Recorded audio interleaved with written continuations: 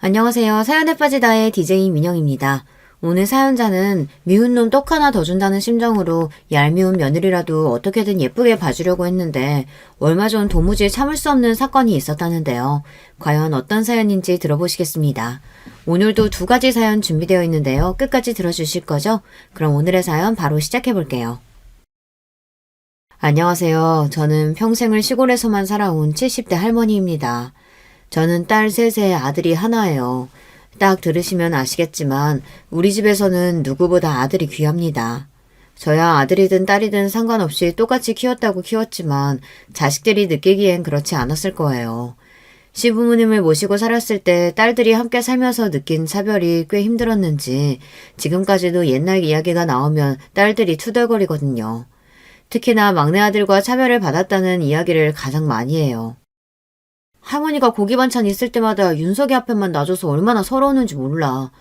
내가 한번 먹으려고 젓가락 갖다 대면 할머니가 손으로 내 젓가락을 탁 쳤다니까. 그러니까 우리가 그때 고기도 못 먹고 커서 지금 다들 이렇게 키가 크다가 만 거라니까. 윤석이 제발 혼자 키 큰 거.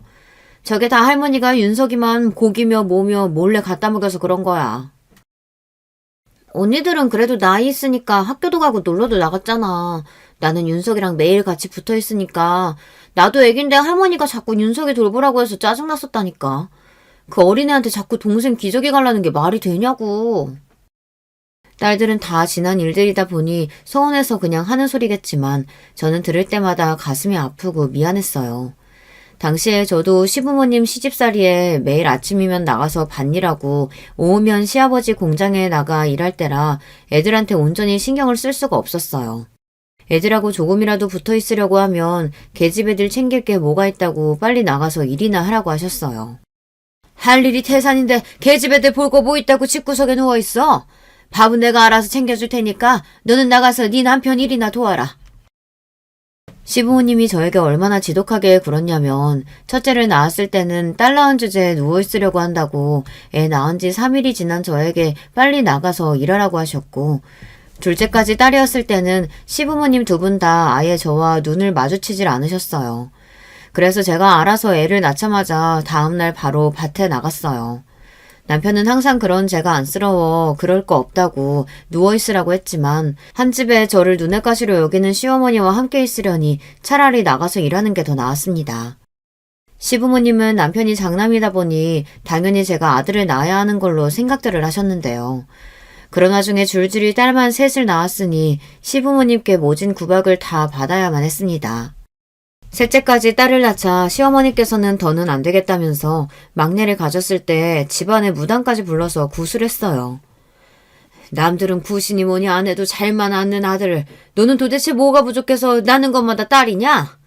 애미 네 나이도 이제 내물애면 40인데 이번에도 딸이면 둘째라도 얻어서 아들 낳게 할 테니까 그런 줄 알아라. 심지어 막내를 임신했을 때는 넷째까지 아들이 아니고 딸이면 저를 내쫓고 다른 며느리를 얻겠다는 막말까지 하셨어요. 그때는 저도 참 바보 같았던 게 시부모님께 하도 구박을 받으며 살아서 그런지 제가 정말 죄인인 줄 알았어요.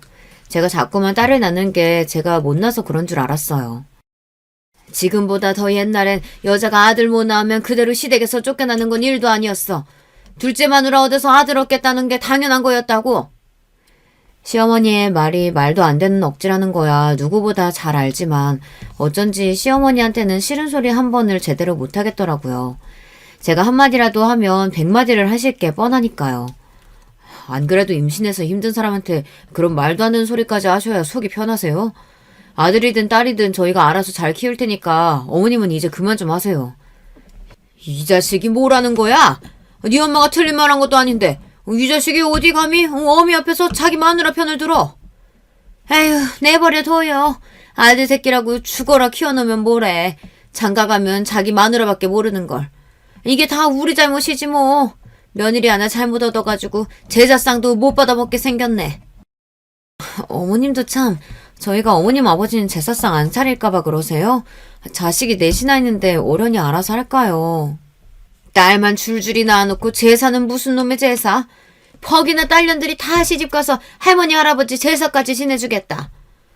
아직 창창하신 분들이 벌써 제사 걱정을 뭐하려고 해요. 어머님, 아버님은 걱정하지 마세요. 앞으로 30년은 거뜬하실 테니까요. 뭐야, 이놈아? 네 아비 내년이면 칠순인데 30년은 무슨? 저희 때는 그랬어요. 딸은 낳아봐야 시집가면 그만이라고 생각해 죽어서 제사상이라도 얻어먹으려면 무조건 아들이 있어야 한다고 생각하셨죠. 어머님, 아버님께서 애들 엄마한테 소리 지르는 것만 봐도 앞으로 30년은 무조건 거뜬하시니까 걱정하지 마세요. 아이고, 자기 마누라 구박한다고 훈수 두는 것 좀 봐라. 내가 어디서 저런 팔불출을 나왔는지 몰라. 우리가 우리만 좋겠다고 아들 하는 줄 알아? 남자는 무조건 아들이 있어야 돼. 그래야 나중에 나이 들어서도 아내로 온 거야. 저는 아들이고 딸이고 상관없이 내 자식이면 다 예쁘고 귀해요. 그러니까 괜한 일로 임신한 사람 힘들게 하지 마시고 그쯤 하세요. 결혼한 직후부터 시부모님으로 인해 힘든 일이 한두 개가 아니었어요.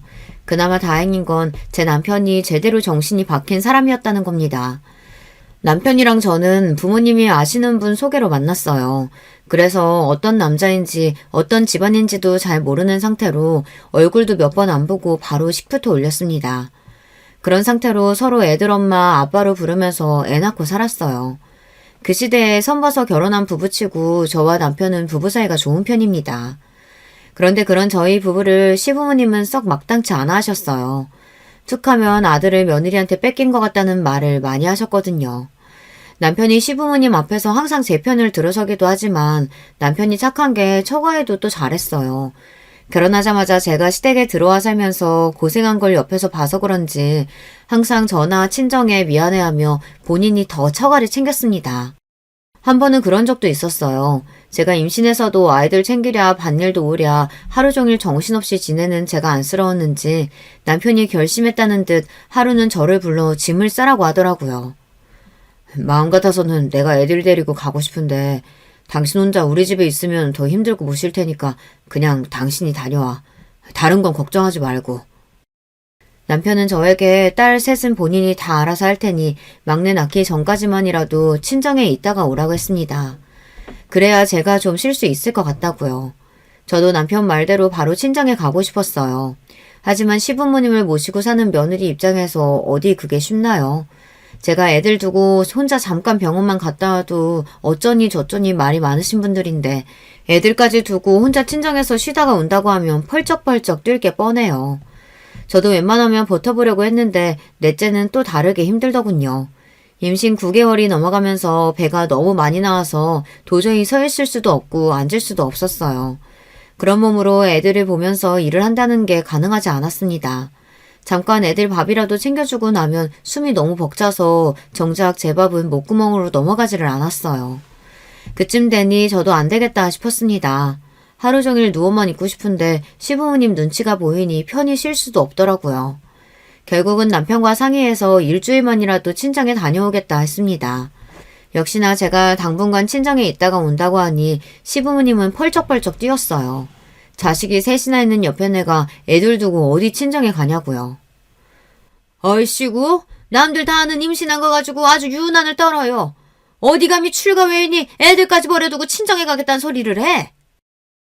남편 잘못 만나서 평생 시집살이 사고 사는데 막내 낳기 전까지만이라도 잠깐 부모님 댁에서 쉬다 오는 게 뭐 어때서 그래요. 애들 엄마 친정 가 있는 동안은 내가 집에서 애들 돌볼 테니까 어머니가 밭일 좀 하세요. 요즘 시대 남자들이야 그런 일이 흔한지는 몰라도 제가 애들 키우던 시대에는 남자가 처도 없이 혼자 애를 본다는 게 흔한 일은 아니었어요. 그것도 애 셋을 말이죠.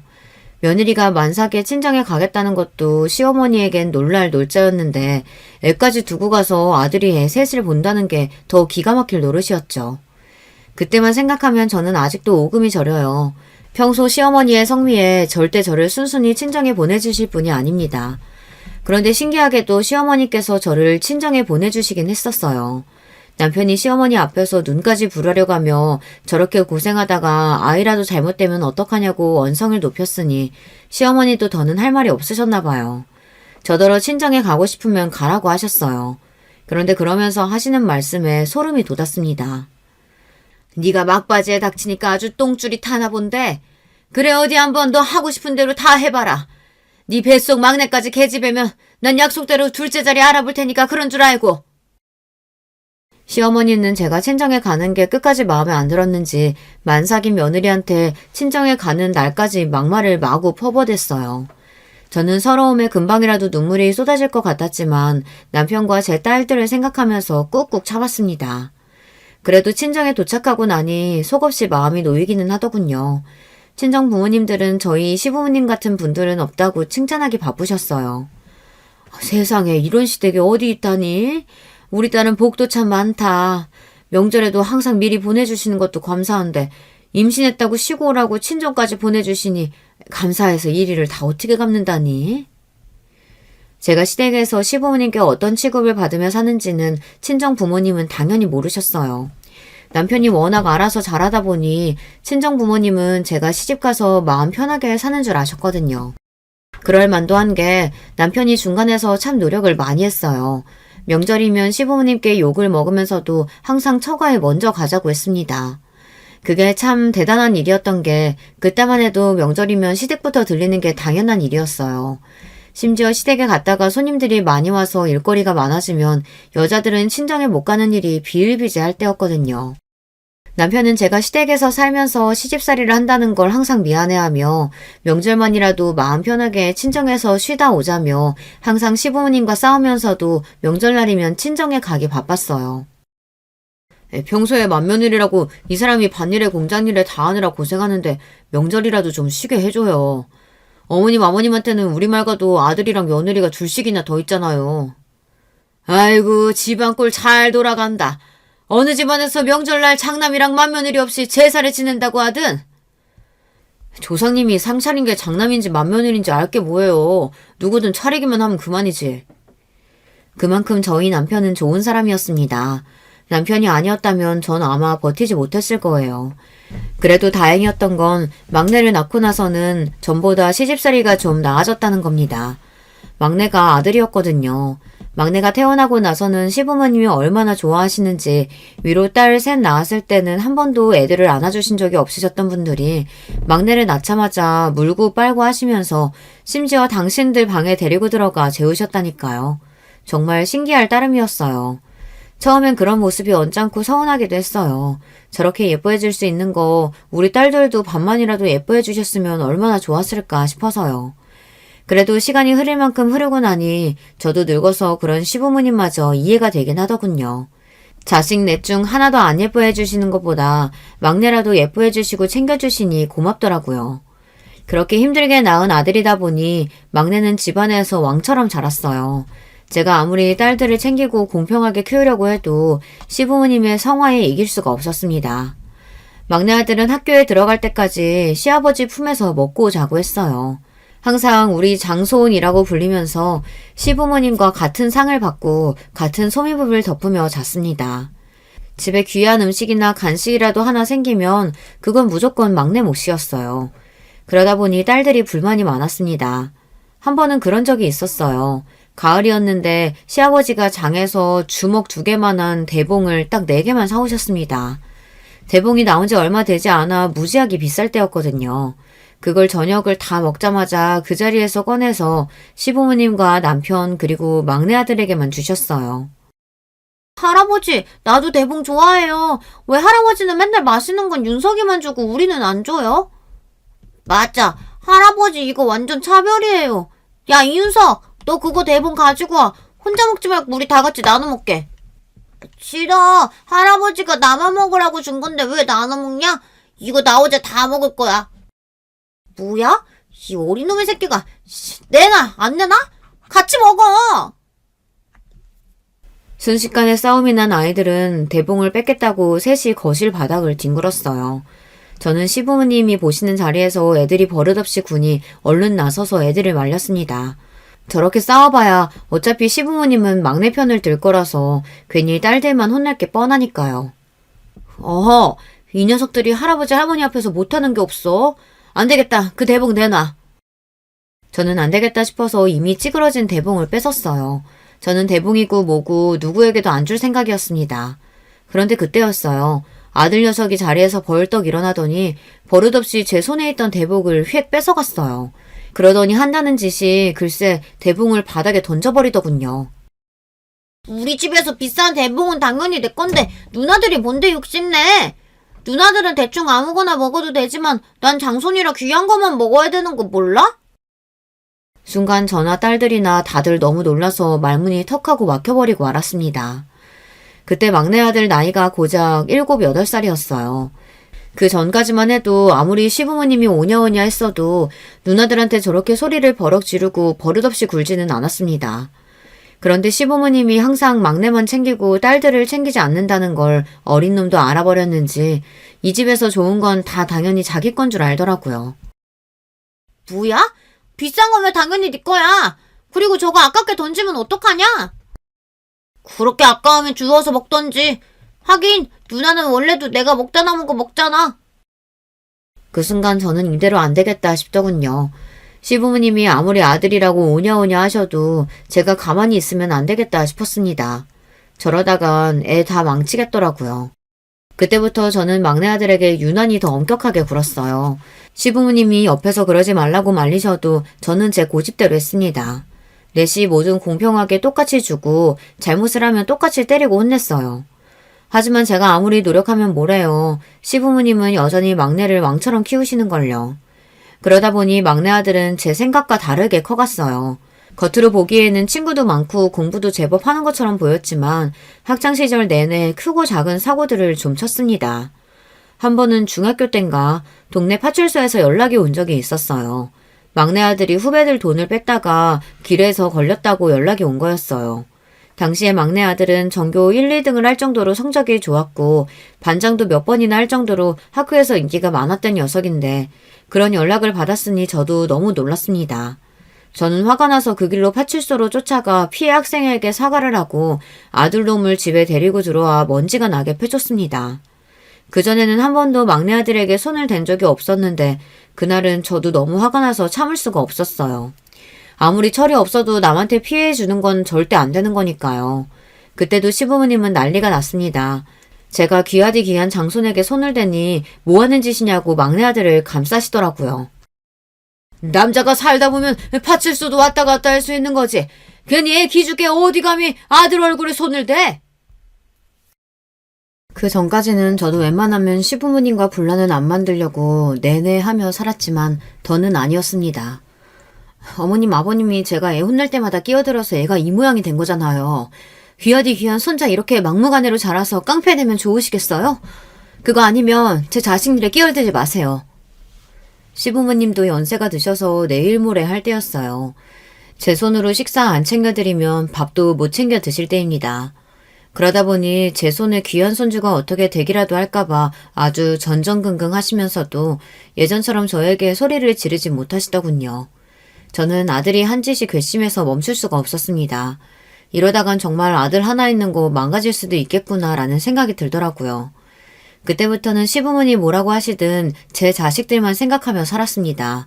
저도 나이 먹을 만큼 먹었고 시집살이라면 할 만큼 충분히 했어요.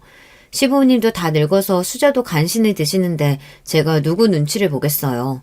시부모님이 아무리 감싸고 놀아도 저는 아들을 엄하게 대했습니다.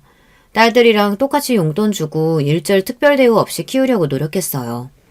제가 아무리 엄하게 굴어도 시부모님은 막내라면 어쩔 줄 몰라 하셨지만 그럴 때일수록 저와 남편은 딸들을 더 챙겼어요. 그렇다고 시부모님께 받는 서름을 딸들이 다 이해하는 건 아니었지만 그래도 제가 할 수 있는 한 챙기려고 했죠. 매일 입만 열었다 하면 독립하고 싶다고 투덜거리고 할머니 할아버지랑 살기 싫다고 하더니만 딸들은 셋 다 일찍 시집을 갔어요. 대학 졸업하고 직장 다닌 지 얼마 되지 않아 달들 기다렸다는 듯 남자를 만나 후다닥 가버렸습니다. 시집가서도 딸들은 다들 잘 살아요. 딸들 말로는 뭐래도 할머니 할아버지랑 살 때보다는 덜 힘들다면서 결혼 생활이 훨씬 낫다고 하더라고요. 우리 남편 막내라 시아버지 연세 많은 거 알지? 그런데도 아들이니 딸이니 상관없으시니 딱 하나만 낳아서 잘 키우래. 나 그 소리 듣고 진심 놀랐잖아. 할아버지는 다들 우리 할아버지처럼 아들만 박히는 줄 알았는데 안 그런 사람도 있더라니까. 내 말이 나도 우리 시누이 보고 깜짝 놀랐잖아. 우리 시댁은 뭐든지 다 여자 중심이라 시누이가 어렸을 때부터 막내라고 공주처럼 커서 지금까지도 시댁 식구들이 시누이라면 아주 벌벌 떨어. 우리 남편은 장남인데도 자기 동생이라면 해달라는 대로 다 해준다니까. 나도 그런 집 딸로 태어났어야 됐는데.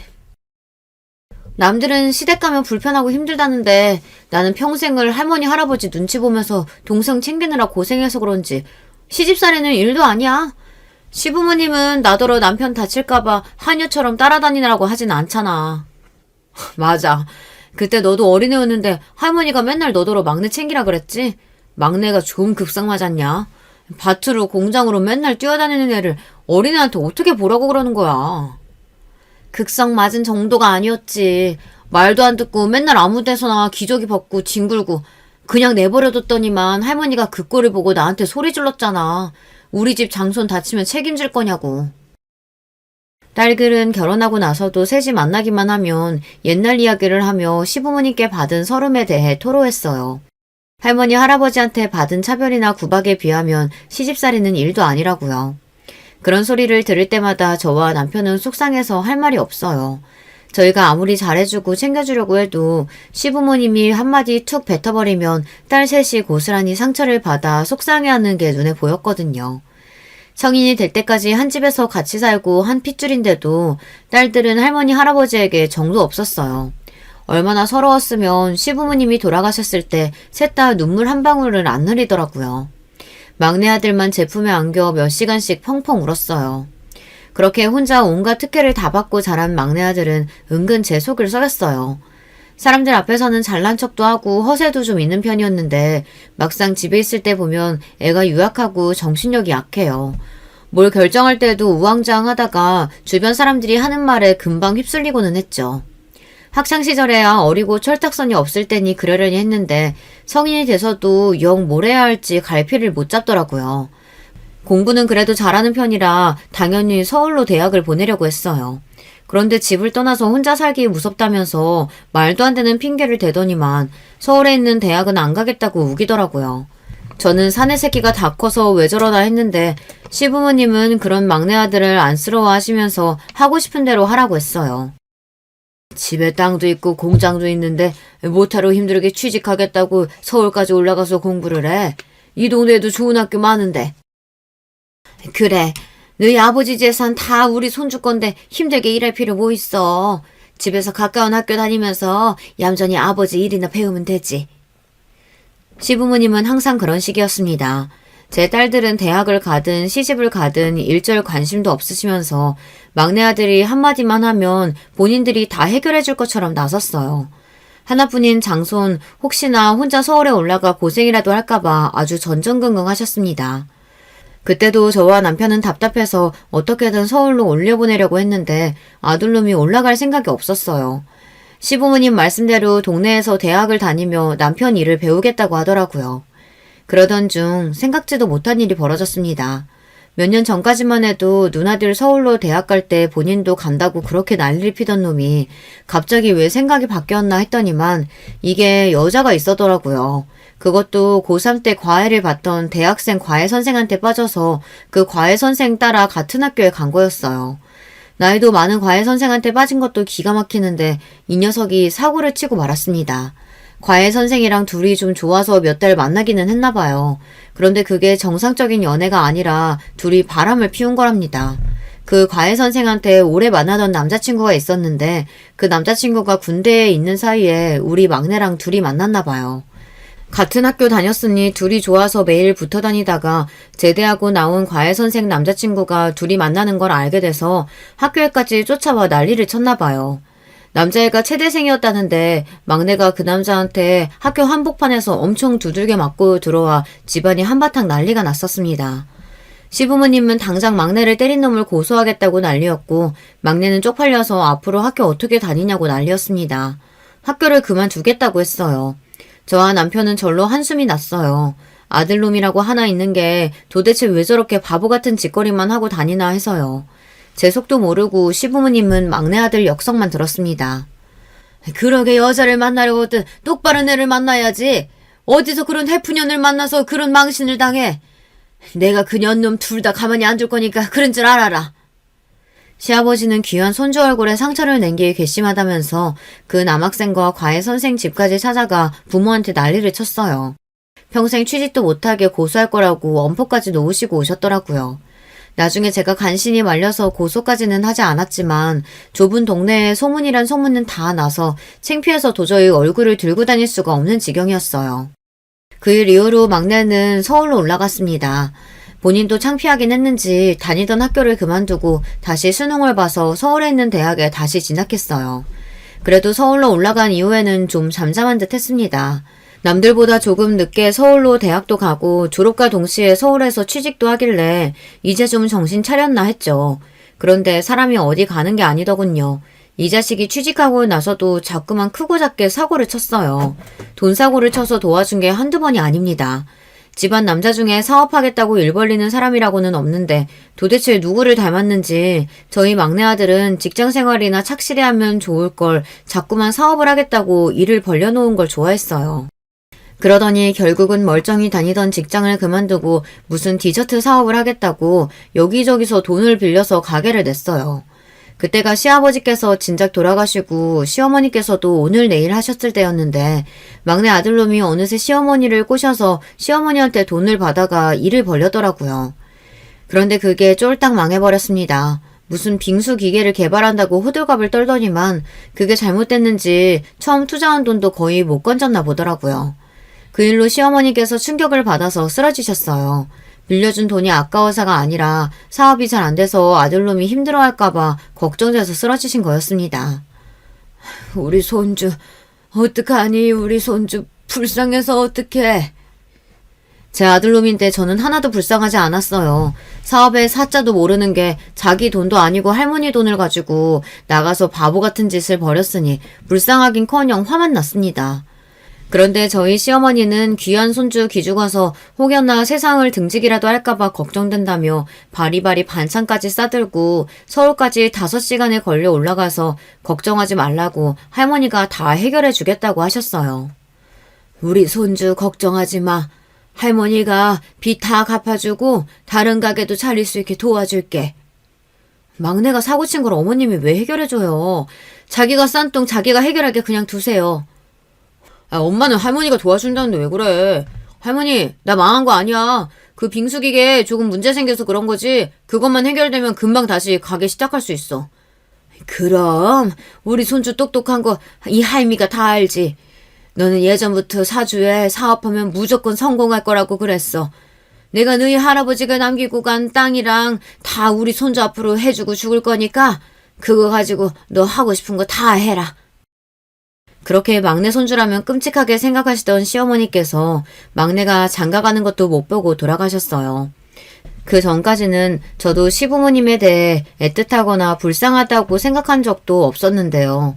막내 아들이 장가가는 날은 저도 마음이 뭉클하고 어느 때보다 시부모님 생각이 많이 나더라고요.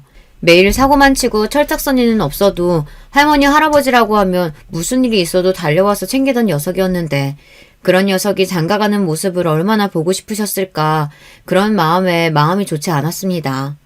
그런데 그건 시작에 불과했습니다. 아들이 결혼하고 저도 손주 녀석이 생기고 나니 어느 때보다 시부모님 생각이 자주 나더라고요. 딸들이 결혼하고 손주를 낳았을 때랑은 또 다른 느낌이었어요. 외손주, 친손주라는 걸 떠나서 저에게도 며느리가 생겼다는 게 느낌이 이상하더라고요. 사실 막내 아들이 워낙 철딱서니가 없다 보니 저는 장가도 가기 힘들 줄 알았어요.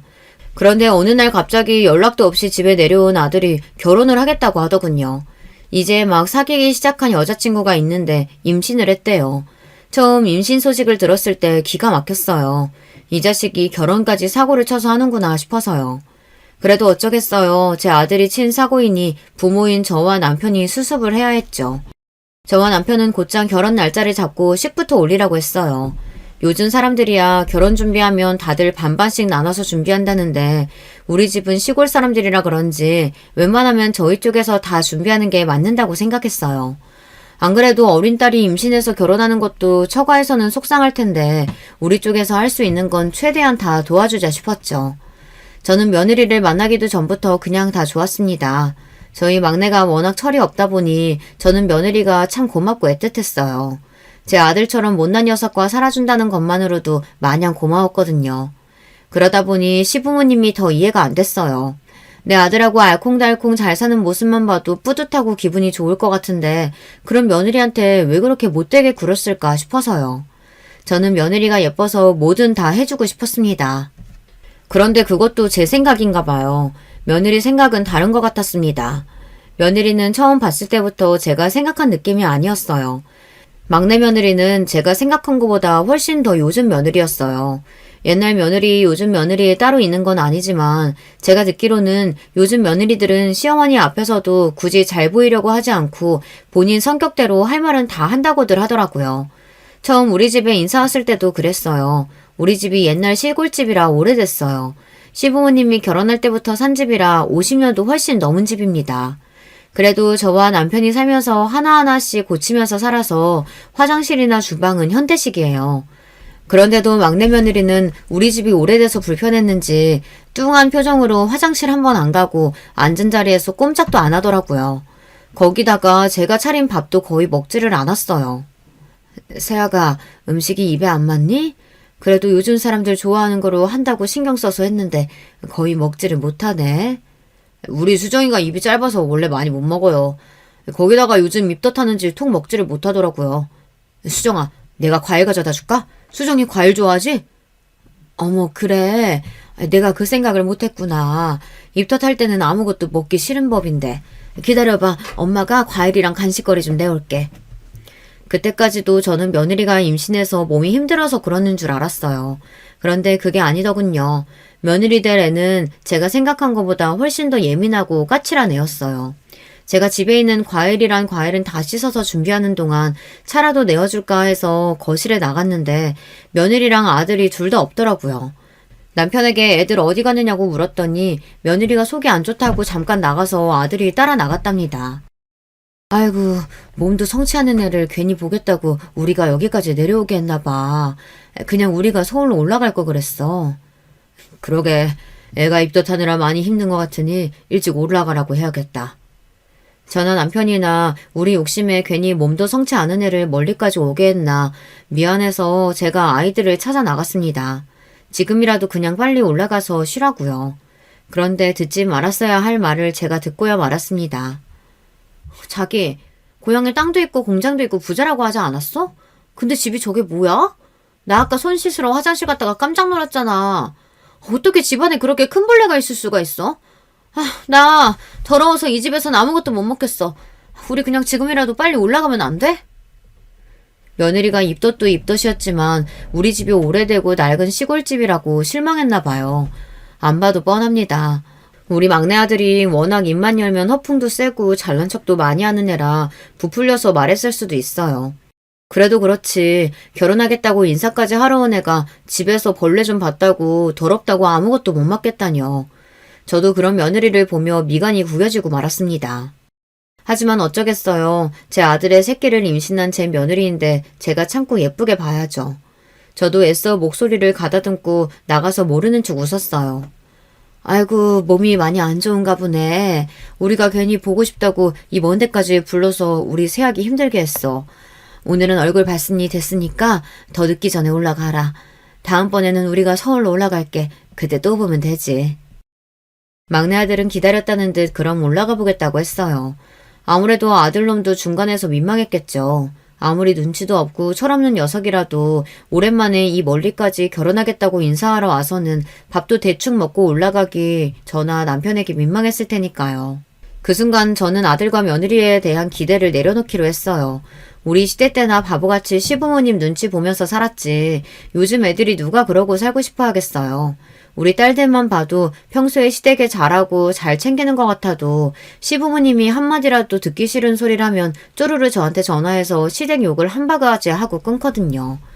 그러면서 마지막에 전화를 끊을 때마다 저에게 꼭 하는 소리가 엄마는 나중에 며느리한테 그러지 말라고 했어요. 세상에 시어머니 좋아하는 며느리 아무도 없으니 제발 귀찮게 하지 말라고요. 그냥 없는 듯 조용히 살아주는 게 며느리랑 잘 지내는 거라고 했습니다. 그때는 딸들 말도 잘 이해가 되지 않았어요. 아무리 귀찮고 싫어도 가족인데 평생 없는 듯이 조용히 산다는 게 말이 안 되잖아요. 자고로 부모라는 건 자식이 아무리 나이를 들어 다 커도 평생 자식 걱정하는 게 일인 사람들인데 그게 가능할까 싶었죠. 그런데 딸들 말이 맞았습니다. 시어머니는 그냥 아무 이유도 없이 싫은 존재인가 봐요. 제가 뭘 아무것도 하지 않아도 며느리는 그냥 저를 싫어한다는 게 느껴졌어요. 며느리는 결혼하고 1년 동안 한 번도 집에 내려온 적이 없어요. 그걸 가지고 서운하게 생각한 적은 진심으로 한 번도 없습니다. 결혼했을 당시 이미 임신 상태였고 결혼하고 반년 만에 손주가 태어났으니 아이가 어려서 먼 시골까지 올 수가 없었어요. 그러다 보니 명절에도 아들만 혼자 내려왔어요. 아들도 빨리 서울에 올라가 아이를 봐야 한다고 잠깐 얼굴만 비추고 올라간 게 다였죠. 그러다 보니 저는 손주가 너무 보고 싶었어요. 가끔 아들이 사진을 보내줘서 보기는 하지만 실물로 너무 보고 싶었습니다. 자는 모습, 우는 모습 다 궁금했어요. 아들은 매일 출근해서 전화해도 손자 얼굴을 볼 수가 없으니 저는 자연스레 며느리에게 전화를 걸 수밖에 없었습니다. 집이 멀어도 너무 멀다 보니 딸내, 손주, 소녀들하고는 자주 영상통화를 해요. 그래서 저는 며느리에게 전화하는 걸 크게 불편하게 생각하지 않았습니다. 전화를 걸어봐야 일주일에 한 번 점심 먹고 잠깐 5분 정도 손자 얼굴만 보다가 끊는 게 다였어요.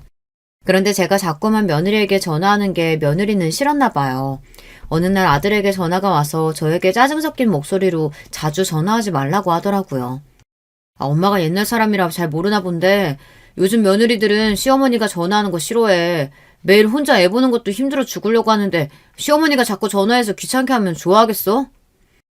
텔레비전 드라마에서나 이런 상황을 봤었지 저에게 이런 일이 생길 줄은 몰랐습니다. 아무리 요즘 며느리들이 시어머니를 싫어하고 귀찮아한다고 해도 그렇지 일주일에 한 번 손주 얼굴 보겠다고 시어머니가 전화하는 게 그렇게 잘못인가 싶었어요. 더군다나 아들 입에서 들으니 더 속상하고 억울하더군요. 그래서 저도 모르게 꾹 참고 있던 말을 뱉어내고 말았어요. 손주 태어난 지가 언젠데 할머니 할아버지가 손주 얼굴 한 번 못 봤다는 게 말이 되니? 너무 보고 싶어서 일주일에 한 번 전화한 걸 가지고 너희 정말 너무들 한다. 저는 그대로 전화를 끊어버렸습니다. 저도 절대 서운한 티 내고 싶지 않았지만 도저히 억울해서 참을 수가 없었어요. 사실 저도 며느리한테 전화할 때마다 기분이 좋지 않았어요. 제 새끼 생각해서 꾹 참은 겁니다. 제가 딱 며느리에게 전화를 걸면 며느리는 곧바로 손주 얼굴을 비춰요. 인사 한마디도 안 하고 말이죠. 제가 우리 며느리 고생한다, 밥은 먹었냐 물어도 네, 딱 한마디 하고 맙니다. 한 번을 저나 남편 안부를 물은 적도 없어요. 며느리가 그렇게 싸가지 없이 굴어도 저는 단 한 번도 아들이나 딸들한테 며느리 이야기를 한 적이 없습니다. 가족끼리 괜한 분란을 만들고 싶지 않아서요. 제가 그렇게 며느리 눈치를 봤는데도 그런 소리까지 들으니 가슴 한구석이 뻥 뚫리는 것 같았습니다. 더군다나 아들놈이라는 놈이 자기 마누라가 한 말을 그대로 저에게 전달하는 것도 너무 싫었어요. 그 이후 저는 아예 아들 며느리에게 마음을 내려놓았습니다. 제 마음이 어떻든 며느리 생각은 다르다는 걸 뼈저리게 느꼈거든요. 저희 시대야 시어머니가 무슨 소리를 해도 찍소리 못하고 참고만 살았지만 요즘 며느리들은 어디 그런가요? 딸들 말이 맞았어요. 며느리는 그냥 시어머니라는 존재만으로도 싫은 것 같았어요. 그 이후 저는 며느리에게 전화도 일절 안 했어요. 일이 생기면 그냥 제 아들에게 전화하고 말았습니다. 고추장이고 된장이고 만들 때마다 아들 생각이 나서 보내주고 싶어도 꾹 참고 김장이나 하면 한 번씩 택배를 보내주고 말았어요. 딸들도 보낼 때마다 이런 걸 힘들게 뭐하러 보내냐고 툴툴거리는데 며느리는 얼마나 귀찮아할까 싶어서요. 1년에 며느리는 딱 4번 만났습니다. 명절 2번, 남편하고 제 생일 2번 해서 딱 4번 집에 내려왔어요. 저나 남편이 서울에 일이 있어서 올라갔다가 손주, 손녀 얼굴이 보고 싶어 잠깐 드리려고 해도 며느리가 싫어할까봐 눈치가 보여 통 못 가겠더라고요. 그러다 보니 저는 며느리가 오는 날만 되면 심장이 뛸 정도로 기다려졌어요. 제가 뭐 며느리 보고 싶어서 심장이 뛰겠어요. 그때 아니면 손주를 볼 수 없으니 내내 자식들 오는 날만 기다리고 있었죠. 그런데 며느리는 해도 해도 너무한 게 그 머나먼 길을 내려와서도 잠 한 번 안 자고 바로 올라갔어요. 막내 아들이 운전하기 힘들다고 하루 자고 가자고 해도 며느리는 밥 한 끼 먹으면 꾸역꾸역 어린애를 끌고 올라가겠다고 했어요. 저는 손주랑 헤어지기가 싫어서 내가 애를 봐줄 테니 너희들끼리 올라가라고 했어요. 그러자 며느리가 표정이 확 바뀌면서 웬일로 좋아하더라고요. 정말요? 안 그래도 요즘 회사 일 바빠서 매일 늦게 끝나서 걱정이었는데 어머님이 봐주시면 너무 좋죠. 아예 한 달 정도 맡겨도 될까요? 아이고, 한 달이 뭐야. 내 새끼 몇 달은 못 봐주겠어? 난 괜찮으니까 바쁜 일 다 끝날 때까지 내가 봐줄게. 이럴 줄 알았으면 진작 애를 봐주겠다고 할 걸 그랬어요. 저야 평생 애 키우고 시부모님 모시며 산 사람인데 어린애 하나 보는 것쯤이야 어려울 것도 아니었죠. 그때부터 둘째 손녀가 태어나기 전까지 제가 1년의 절반가량을 큰손주를 데리고 있었어요. 그 전까지는 우리 집에 내려오면 항상 똥 씹은 표정을 하고 있던 며느리가 제가 좋아하는 과일도 사들고 오고 안부도 묻고 하더라고요. 며느리 하는 짓이 좀 얄미워도 저는 그러려니 했어요. 며느리도 애 키우면서 사회생활 하기 힘들어서 그런 거겠지 싶어서요. 그러다 며느리가 둘째 손녀를 낳고 나서 저와 또 사이가 벌어지기 시작했어요. 그때 남편이 몸이 좀 안 좋아서 제가 애들을 봐줄 수가 없는 상황이었거든요. 남편이 담낭에 혹이 생겨서 수술을 했는데 경과가 좋지 않아서 몇 달을 병원 신세를 졌어요. 며느리랑 아들은 간병인을 쓰면 안 되냐고 했지만 남편이 병원에 있는 동안 너무 힘들어해서 제가 옆에 있어야 했습니다. 그러다 보니 아들네 손주랑 손녀를 봐줄 수가 없었어요. 당시 며느리가 둘째 낳은 지 얼마 안 되어 육아휴직 중이었는데요. 둘째 보는 게 너무 힘들었는지 큰 손주라도 저에게 보내려고 했나 보더라고요. 하지만 저도 상황이 상황인지라 봐줄 수가 없었습니다. 그 일로 며느리가 서운했는지 꼭 전처럼 싹 달라졌어요. 손주 유치원 방학이 다가오길래 방학 때만 며칠만이라도 봐주겠다고 제가 연락을 했더니 말을 쌀쌀맞게 하더라고요. 어머님이 자꾸 아버님 병원 이야기 하시길래 이번엔 어쩔 수 없이 그냥 친정에 맡기기로 했어요. 신경 쓰지 마세요. 제가 노느라 안 봐주겠다는 것도 아니고 남편이 아파서 병간호하느라 그러는 건데 며느리는 자기 시아버지 괜찮으신지 묻지도 않고 툴툴거리기만 하더라고요. 며느리가 제멋대로 구는 게 하루 이틀도 아니니 그러려니 했어요. 그러던 어느 날이었어요. 주말에 서울에 결혼식이 있어서 올라왔다가 큰맘 먹고 아들네 집에 잠깐 들렀습니다. 아무래도 손주를 봐주지 못한 게 마음에 걸리기도 했고 둘째 손녀도 많이 컸을 텐데 보고 싶어서요. 아니나 다를까 제가 서울역이라고 전화를 했더니만 며느리 목소리가 확 바뀌었습니다. 오실 거면 미리 연락을 주시지. 애들 아빠도 오늘 집에 없는데. 줄 것도 있고 할 이야기도 있어서 잠깐 들렸어. 아버지 주무시기 전에 병원에 가봐야 해서 나도 잠깐 얼굴만 보고 갈 거야. 집에서 서울까지 5시간입니다. 새벽에 출발해 결혼식에 참석하느라 남편 병원에 하루 간병인을 붙여놓고 왔어요. 간병인이 9시까지밖에 못 있어준다고 해서 저도 금방 다시 내려가야 합니다. 그런 와중에 애들 얼굴 좀 보려고 한 건데 며느리가 사람 참 민망하게 하더군요. 그래도 오랜만에 손주 손녀를 보니 기분이 좋아 며느리에 대한 미움은 금방 잊어버렸어요. 그런데 그때였어요. 손녀가 이유식을 먹다가 옷에 다 흘려서 며느리가 씻기러 화장실로 들어갔는데 그때 제 무릎에 앉아있던 6살짜리 손주가 믿기지 않는 이야기를 했어요. 할머니, 내가 저번에 엄마랑 이모 통화하는 거 들었는데 엄마가 할머니 빨리 되셨으면 좋겠대. 근데 빨리 뒤진다는 게 무슨 뜻이야? 할머니 빨리 뒤지면 좋은 거야? 순간 저는 제 두 귀를 의심했습니다. 손주 말이 사실이 아니기를 바랬어요. 하지만 그 말은 분명히 사실이었습니다. 어린 손주가 거짓말을 할 리 없으니까요.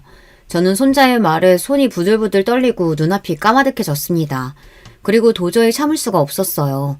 지금까지 제가 며느리의 모든 막말이나 건방진 행동을 참아준 건 며느리 입장에는 시어머니가 하는 행동은 뭐든지 귀찮고 싫을 수 있다고 이해했기 때문입니다.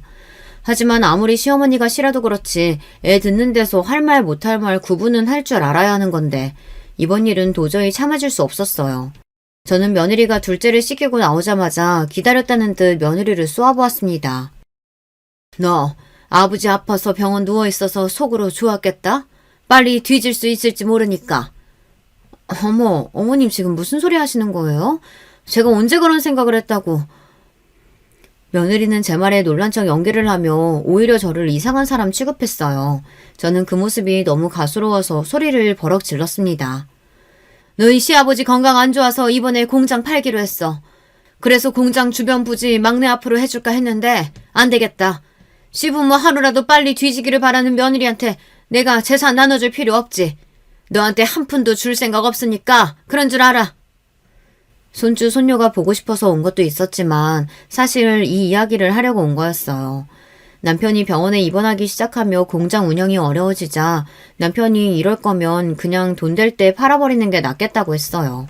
공장 팔아서 자식 넷한테 공평하게 나눠주고 주변에 남은 땅은 시부모님 유언대로 막내 아들에게 물려주려고 했는데 며느리가 하는 짓을 보니 도저히 그냥 줄 수가 없겠더군요.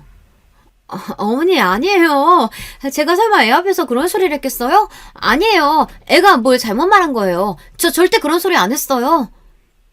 며느리는 제가 손주에게 똑똑히 들었다고 하는데도 절대 아니라고 딱 잘라 말했습니다. 저는 며느리가 변명하는 건 더는 듣고 싶지 않아 그 자리에서 눈도 마주치지 않고 아들네 집을 나와버렸습니다. 며느리는 엘리베이터까지 따라 나와서 아니라고 연신 변명했지만 저는 들은 척도 안 했어요. 그리고 그대로 집으로 내려올 때까지 며느리와 아들의 전화를 일절 받지 않았습니다. 그 일이 있은 지 3주가 흘렀어요. 그 일 이후 아들과 며느리에게 거의 매일 전화가 옵니다.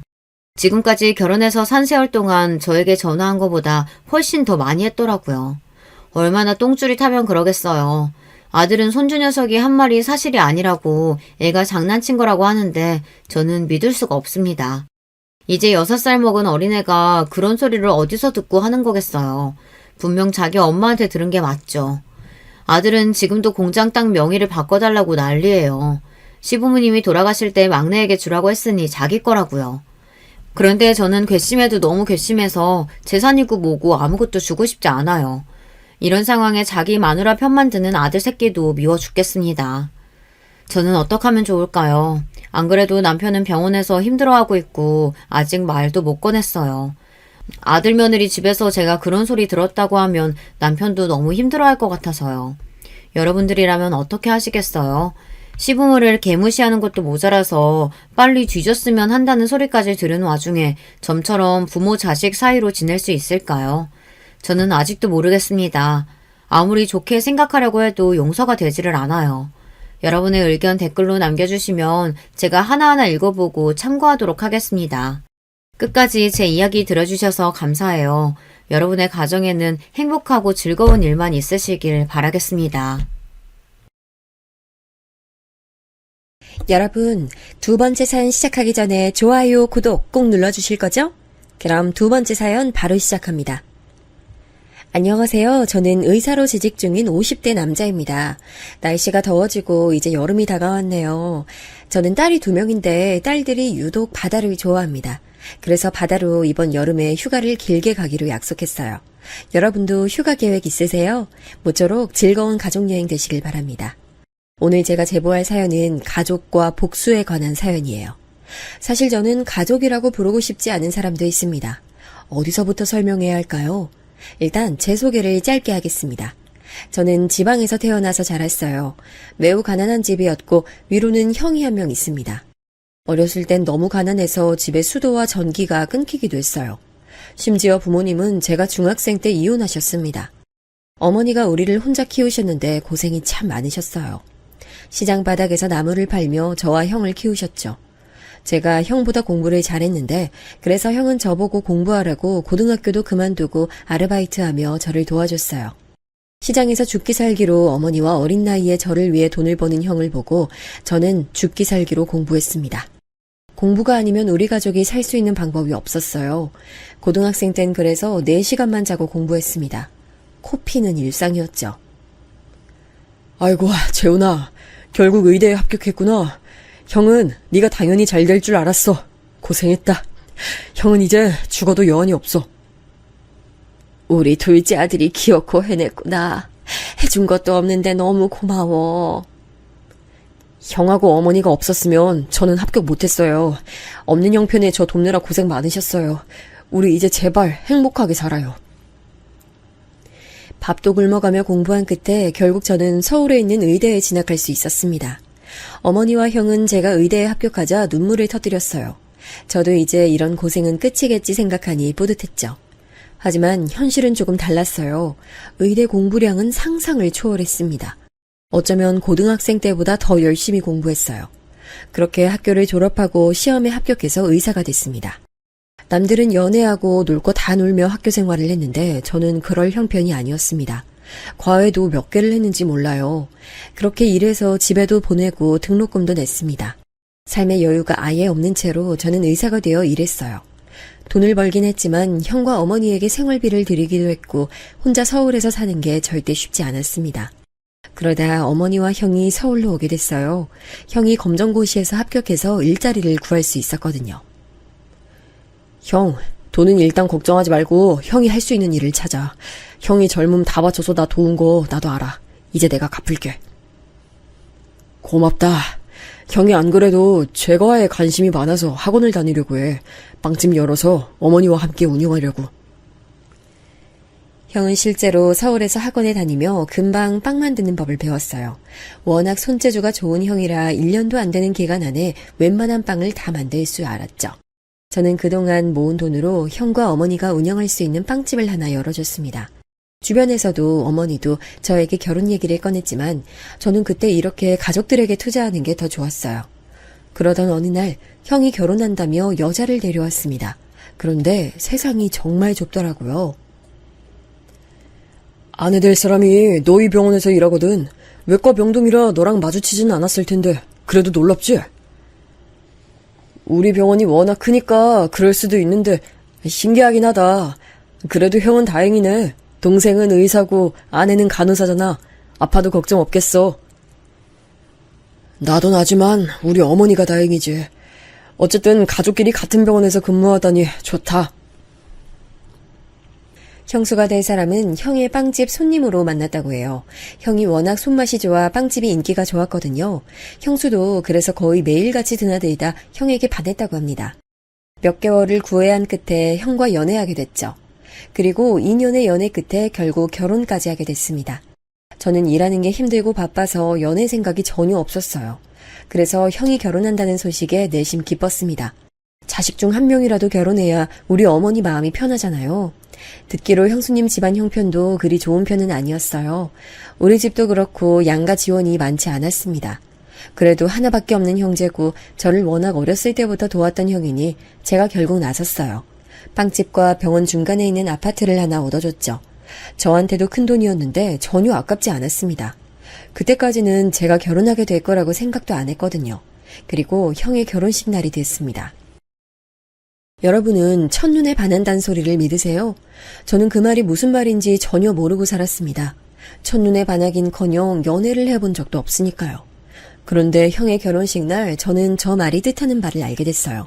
형수님 하객으로 있던 어떤 여성분과 눈이 마주쳤는데 아주 환하게 웃더라고요. 그 웃음을 보고 홀린 듯이 다가갔습니다. 제가 원래 그러던 사람도 아니고 애초에 여자를 만난 적도 없잖아요. 그런데 그 여성분은 당황하면서도 웃음을 잃지 않았습니다. 그리고 얼떨결에 저는 처음 보는 사람 앞에서 제 소개까지 하게 됐죠. 놀라운 건 그 다음이었어요. 어머, 땡땡병원이요? 저 거기서 일해요. 아, 의사 선생님이셨구나. 저는 간호사예요. 소아병동에서 일하고 있어요. 그러고 보니 오늘 결혼하는 미정이도 같은 병원이에요. 네, 맞아요. 사실 이 결혼식 저희 형 결혼식이에요. 같은 병원이라니 저도 너무 놀랍네요. 만나서 반갑습니다. 알고 봤더니 그 여성분은 우리 병원에서 일하는 간호사였어요. 다행인지 아닌지 형수, 저 여성분 다 다른 병동이었죠. 그리고 저는 사실 속으로 얼마나 기뻤는지 모릅니다.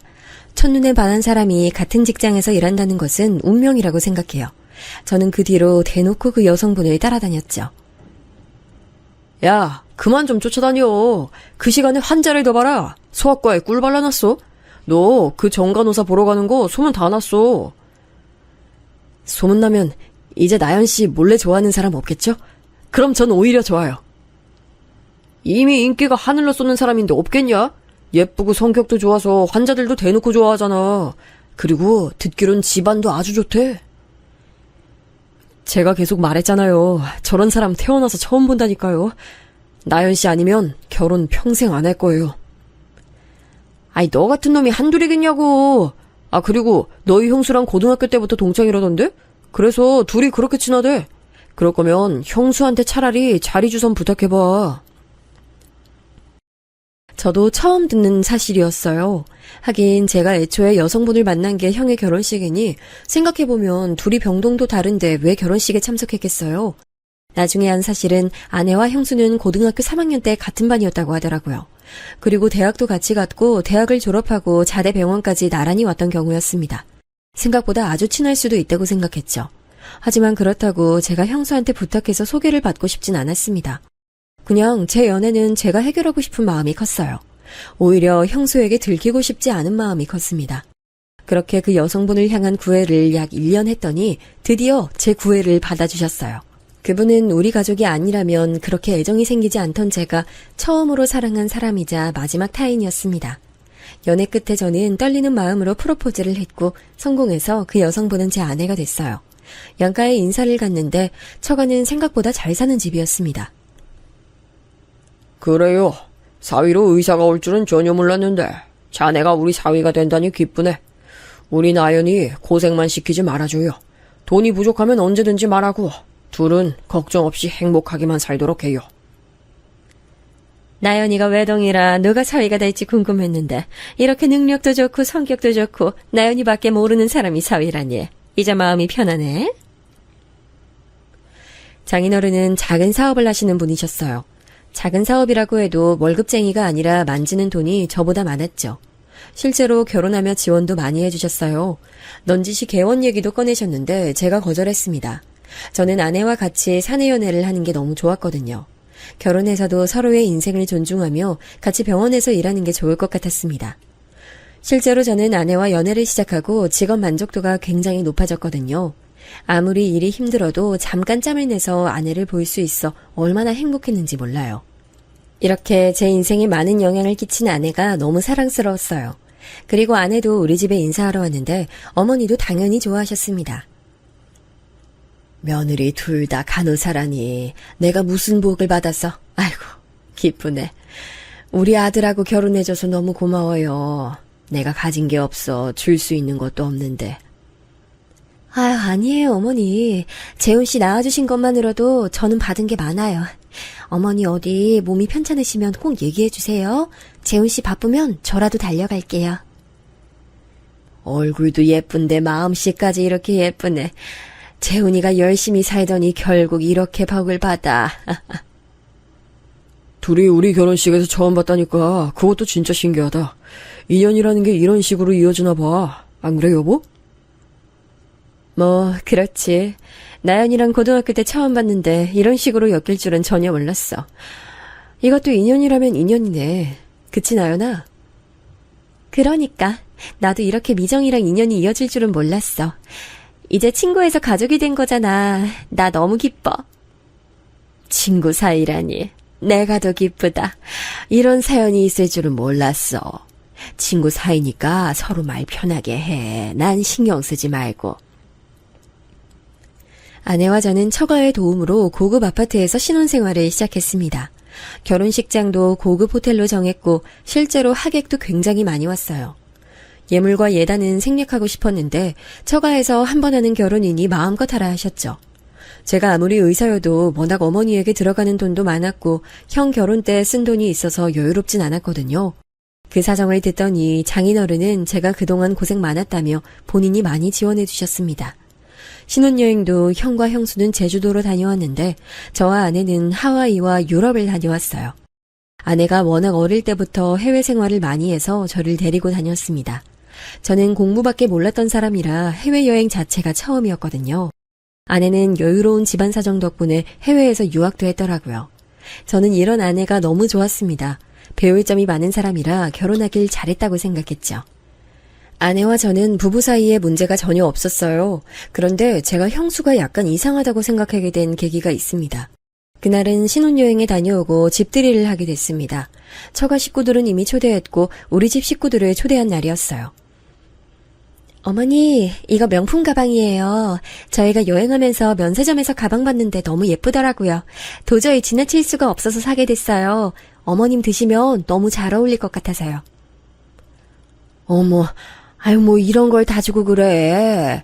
난 너희가 무사히 다녀온 것만으로도 좋아. 아유, 고마워. 아껴서 잘 들고 다닐게.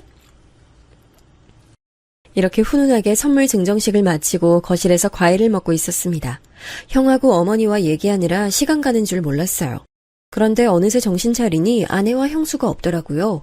곧 어머니가 가실 시간이라 저는 집안에서 형수와 아내를 찾아다녔습니다. 그런데 안방에서 형수와 아내의 대화 소리가 들렸어요. 나연아, 나 진짜 너무 속상해. 나도 어머니한테 명품 가방 사주고 싶지. 그런데 우리 사정이 어려워서 가방이 뭐야? 지갑도 못 사줬어. 그런데 너가 그렇게 어머니한테 가방을 주면 내가 뭐가 돼? 아, 미안해. 나 미정이 네가 그런 생각을 할 줄은 몰랐어. 다음부턴 너 없을 때 어머니 선물 주도록 할게. 너 기분 나쁘라고 한 행동은 절대 아니야. 우리는 서방님 돈으로 겨우 주공 아파트 작은 평수에서 시작하는데 넌 이런 고급 아파트에서 살고. 진짜 이런 거 보면 결국 돈이 다야. 너는 부모 잘 만나서 행복하지? 나는 언제 돌아가실지 모르는 엄마밖에 없잖아. 에이, 아니야, 미정아. 왜 그렇게 생각해?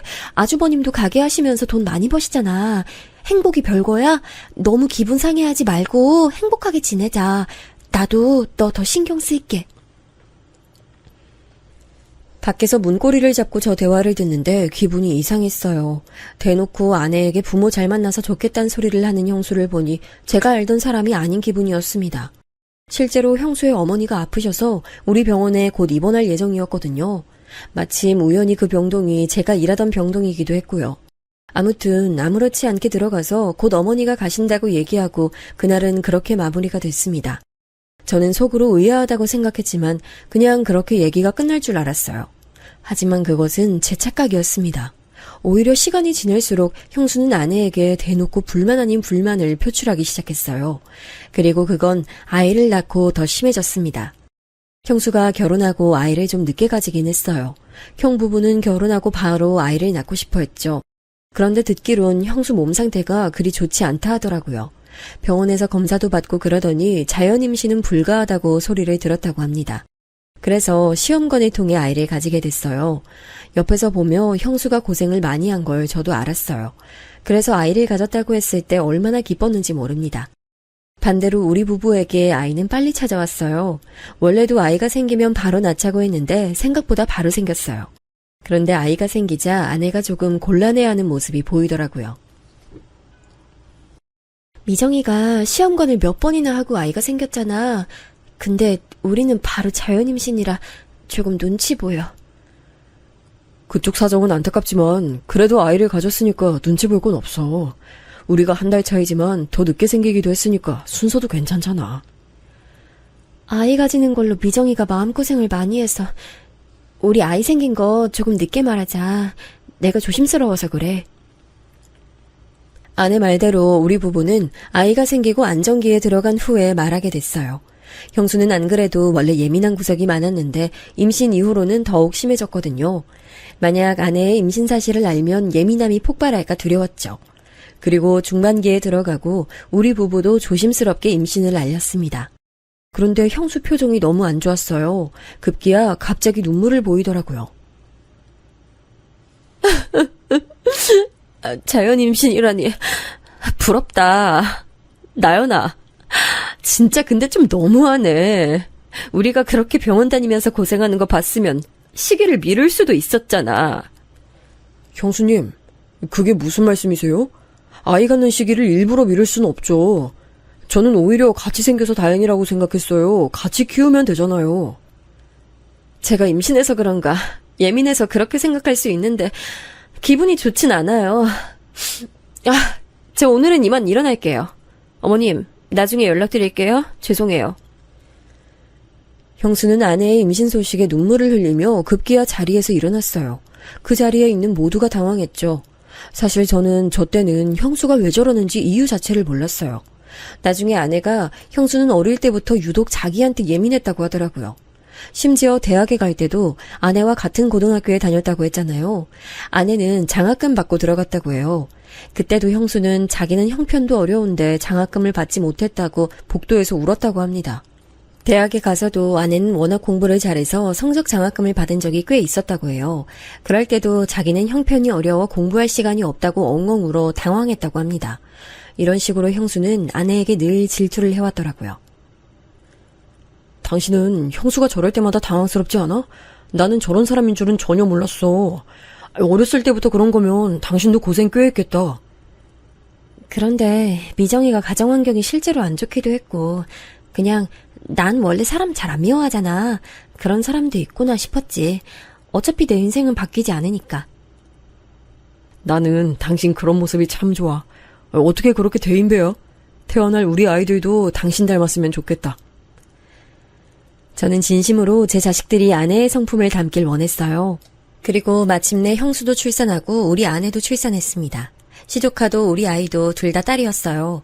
저와 형이 둘 다 남자라 어머니는 공주들을 많이 좋아하셨어요. 그런데 아이를 낳고 형수의 질투는 더 심해졌습니다. 나연이 너 그 조리원 내가 듣기로 1,000만 원 넘던데 맞지? 서방님이 돈 내주셨어요? 의사라서 역시 다르구나. 아이 낳으면 몸 회복하는 게 힘들다고 하더라고요. 동료한테 들었더니 조리는 확실히 하는 게 좋다고 해서요. 미정이 너가 있던 조리원도 지역에서 유명한 곳이잖아.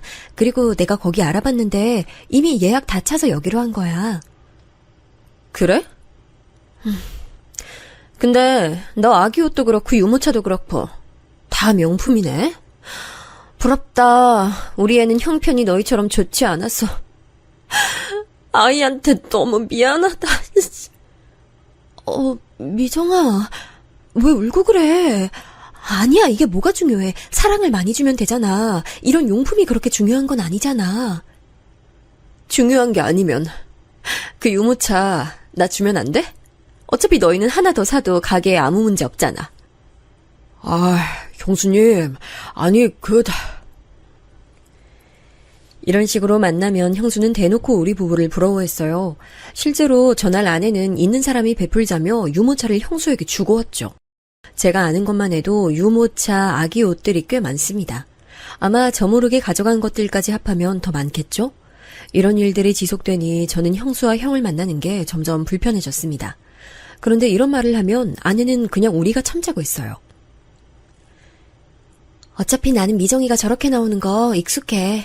우리 관계 때문에 당신이 아주버님하고 만나는 게 불편해지면 난 그게 더 불편해. 그냥 신경 쓰지 말고 내가 행동 제대로 할 테니까 너무 깊게 생각하지 마. 실제로 저는 형수가 불편했던 거지 형하고는 사이가 매우 좋았어요. 그래서 형만 따로 보는 날도 적지 않았죠. 아내가 결혼 전에는 나도 몰랐는데 생각보다 사치가 좀 있는 것 같아. 자꾸 집에 와서도 너랑 재수 씨 얘기를 종일 해. 나도 처음엔 맞장구 쳤는데 시간이 지날수록 힘들더라. 듣기 좋은 소리도 한두 번이지. 여자들끼리 문제니까 우리가 또 막 나설 순 없어. 그냥 나도 불편한데 아내가 괜찮다고 하니까 어쩔 수 없네. 우린 어머니나 잘 챙기자. 하지만 신경을 쓰고 싶지 않아도 아이들이 크면서 형수 태도는 더 심해졌습니다. 앞서 말했듯 형수는 집안 형편이 좋지 않았어요. 아픈 사돈어른은 우리 병원에 입원하셨죠. 반면 장인어른과 장모님은 평소 건강관리를 정말 열심히 하셨어요. 그래서 건강 문제는 전혀 없었습니다. 오히려 우리 부부에게 지원을 많이 해주셨습니다. 저나 아내가 자랑하는 성격이 아니라 막 티를 내고 그러진 않았어요. 그런데 만날 때마다 아무래도 얘기하고 있는 게 있으니 형수의 질투심을 자극했던 것 같아요. 둘째 가졌다며? 그래, 한 명만 있으면 외로울 수도 있지. 너무 축하해. 건강하게 잘 나았으면 좋겠다. 네, 아내가 본인이 외동이라 외로웠다고 한 명 더 낳자고 해서요. 저도 형 있어서 좋았으니까 좋은 결정이라고 생각해요. 어머니와 저런 대화를 했는데 형수가 옆에 있었나 봐요. 나중에 아내에게 전화가 오더라고요. 아니야, 그건 오해야. 우리가 뭐 다정이 불쌍하다고 생각하겠어? 그냥 우리 민지가 외로울까봐 그런 거야. 내가 외동이잖아. 그래. 마음 상했으면 미안해. 왜? 형수가 또 뭐라고 했어? 당신하고 어머님이 외동은 외롭다고 했잖아. 자기 딸 다정이는 그럼 뭐가 되냐고 하더라고. 나도 이젠 모르겠다. 처음엔 참았는데 점점 지치네. 형수 저런 성격이 원래 그랬다고 해도 시간이 지날수록 더 그러잖아. 이제 우리 진지하게 거리를 두는 게 맞는 것 같아. 실제로 첫째가 유치원에 들어갈 나이가 됐을 때 형수는 더 대놓고 질투하기 시작했어요. 아내와 저는 아이 교육에 대해서도 생각이 많았거든요. 그래서 영어 유치원을 보내려고 했어요. 저도 아내도 일하는 사람이니 벌이가 충분히 되기도 했고요. 그런데 형은 가게가 매출이 잘 나오지 않았습니다. 동네 빵집이 잘 돼도 아무래도 의사인 저보단 훨씬 덜했겠죠. 형수님도 대학병원 간호사라 벌이가 적진 않았는데 우리 부부와 비교하면 비교가 되긴 했습니다. 그래, 민지는 영어 유치원 보내기로 한 거야? 그럼 영어 잘하겠다. 난 예전부터 영어 잘하는 사람들 멋지더라. 우리 손녀가 영어 잘한다니 너무 기쁘네. 제가 어릴 때부터 해외에 다니니까 확실히 영어 잘하면 장점이 많더라고요. 그래서 민지도 영어 유치원 보내려고 해요. 영어 유치원 그거 비싸지 않아? 그런데 거기 보내도 초등학교 가면 다 까먹는다고 하던데 의미 있나? 초등학교 때도 영어학원 보내고 사립초등학교 보내면 괜찮다고 하더라. 아예 안 보내는 것보단 괜찮을 것 같아. 안 보내도 영어 잘하는 애들은 잘할걸? 우리 다정이는 똑똑해서 안 보내도 영어 회화 문제 없을 거야. 그럼 다정이는 안 보내면 되겠네. 내가 우리 딸 영어 유치원 보낸다고 하는데 왜 그래? 저번부터 너무 내가 하는 모든 것에 사사건건 그러는 것 같아. 왜 갑자기 둘이 그래? 내가 괜한 얘기를 꺼냈구나. 미안해. 형수님, 제가 그동안 일부러 참았는데 왜 자꾸 아내한테 그러시는 거예요? 네? 서방님까지 저한테 왜 이러세요? 그래도 제가 윗사람인데. 그럼 윗사람 대접이나 해주세요. 나연이, 너도 나 형님이라고 불러. 형수는 제가 나서자 급기야 본인을 형님이라고 부르라고 하더라고요. 분명히 신혼 초에 합의했던 내용인데 할 말이 없는지 저런 논리를 펼치기 시작했습니다. 아내와 저는 둘이 어이가 없어서 대화를 했어요. 나 진짜 고등학교 때부터 나한테 질투하는 건 알고 있었는데 이제 와서 저러는 건 너무 속 보이지 않아? 나 이제 모르겠어. 형도 자꾸 형수가 집에 와서 우리 얘기를 그렇게 한다고 불편하다 하더라. 그렇다고 가족인데 안 만날 수도 없잖아. 우리가 뭐 잘못한 것도 아니고 곤란하네. 결국 아내는 형수와 거의 연을 끊게 됐습니다. 저도 아내가 불편해하는 모습이 달갑지 않았어요. 그래서 일부러 형수와 아내를 못 만나게 했습니다. 명절 때도 형과 미리 말해서 시간 조절을 했죠. 그렇게 한동안 조용히 사건 없이 지나갔어요. 그래서 저는 아무 문제 없는 줄 알았어요. 그런데 제가 그때 마침 병원에서 바쁜 일이 생겼어요. 원래도 바쁜 편인데 하필 일이 늘어나서 더 바빠졌습니다. 아무리 시간을 내어 집에 가고 싶어도 갈 수가 없었어요. 연락도 하루에 겨우 시간을 내어 아내에게 하기도 했죠. 같은 병원에서 일해도 저도 바쁘고 아내도 스케줄 근무라 자주 볼 수는 없었어요. 실제로 아내가 그때는 중간에 둘째 임신으로 인해 쉬기도 했죠. 그런데 어느 날부터 아내 분위기가 이상해졌습니다. 제가 집에 오면 예전엔 환한 웃음으로 반겨줬어요. 그런데 언제부턴 제 얼굴을 보지도 않더라고요. 눈도 마주치지 않았어요. 자기야, 뭐 나한테 화난 거 있어? 있으면 말해줘. 내가 요즘 일이 바빠서 자기한테 신경 쓰지 못해서 너무 미안해. 아니야. 그런데 당신 어제 혹시 어디 갔어? 나한테 병원이라 했잖아. 어제? 나 어제 병원에서 종일 수술했지? 왜? 아니야. 이런 식의 대화가 점점 늘어갔어요. 저는 그런데 아내에게 거짓말한 게 전혀 없거든요. 정말로 숨기는 게 전혀 없었습니다. 그런데 저런 식으로 의심이 늘어나니 어느 순간부터는 기분이 나빠지기 시작했죠. 향수는 나도 모르겠어. 내가 미쳤다고 다른 사람 향수를 내 옷에 뿌려? 옷이 바뀔 수도 있잖아. 도대체 왜 자꾸 이런 의심을 하는 거야? 당신답지 않아. 무슨 옷이 바뀌어. 말이 되는 소리를 내. 당신 그거 변명이야. 내가 뻔히 집에서 옷 세탁하는데 갑자기 여자 향수 향이 나잖아. 그러니까 나는 정말 모르는 문제라니까. 누가 몰래 와서 향수를 뿌렸나 봐. 나도 내가 말하면서 웃겨. 그런데 그게 아니면 말이 안 돼. 당신 일할 때 누가 와서 일부러 여자 향수를 뿌렸다고? 진짜 이제 말까지 지어내니? 아내의 의심이 늘어나면서 확실히 부부싸움의 빈도도 잦아졌어요. 저는 일하느라 바빴던 건데 너무 억울하더라고요. 일하면서 여유가 없으니 아내의 기분을 풀어주는 것도 힘들었습니다. 그렇게 아내와의 관계가 소원해지며 서로 대화도 덜하기 시작했어요. 확실히 대화를 덜하니 오해가 더 생기는 기분이 들었습니다. 어느 순간 저도 문제를 인지하기 시작했어요. 그래서 아내와 대화로 풀고 싶었습니다. 당신이 자꾸 나를 의심하는 것 같은데 애초에 내가 바람이 났다고 해도 그 상대가 없잖아. 나도 당신이 의심하는 거 싫어서 해명하고 싶은데, 해명할 게 없어. 나도 그래서 답답해. 아니야, 됐어. 그만 말하자. 내가 오해한 것 같아. 당신 말대로 정황만 있고 의심 가는 상대도 없어. 상황이 정말 제가 바람이 났다고 생각하면 그럴 수밖에 없게 일어나더라고요. 저도 모르는 사이에 제 옷에 여자 향수가 뿌려져 있다거나 립스틱 자국이 있다거나 그런 일이요. 저는 제가 한 짓이 아니라 신경 쓰지 않았는데 오히려 그 무심함이 아내의 의심을 자극할 줄은 몰랐습니다. 그리고 시간이 흘러 이 일은 자연스럽게 언급되지 않았어요. 상대가 없으니 의심할 수도 없었죠. 그러다 아내는 둘째가 유치원에 가며 복직하게 됐습니다.